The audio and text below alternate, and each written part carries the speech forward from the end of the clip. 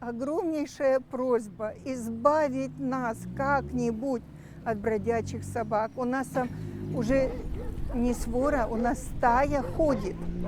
И день, и ночь они хозяйствуют, они к помойке не подпускают. Дети боятся их. Какое дети? Там взрослые боятся.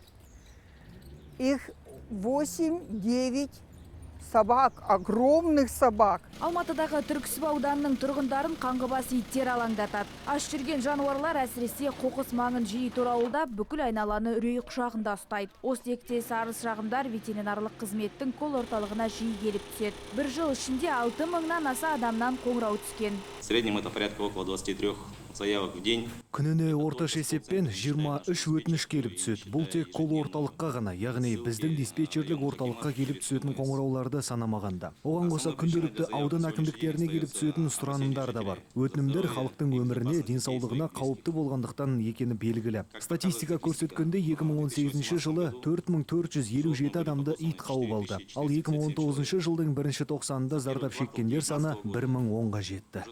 Қаңғыбас иттерді тек аулаумен ғана қадағалау мүмкін емес. Оларға қарау үшін кешенді жол картасы жасалды. Қалада мамандар былтырдың өзінде 16 мыңнан аса жануарды ұстапты. Сондай-ақ соңғы 2 жылда 22 мыңнан аса 4 аяқтыға кастрация және зарарсыздандыру мақсатында ота жасалды. Айта кетейік, тегін ота жасау биыл да жалғасын табады дейді мамандар.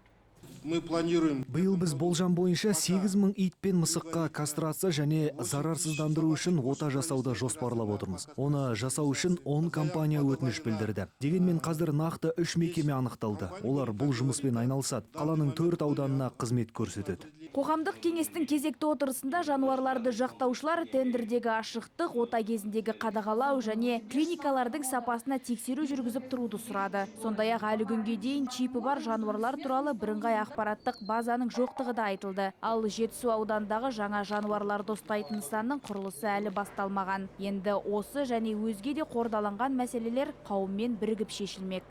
Жадырау Маржан, Әсет Құндақбаев, Алматы телеарнасы.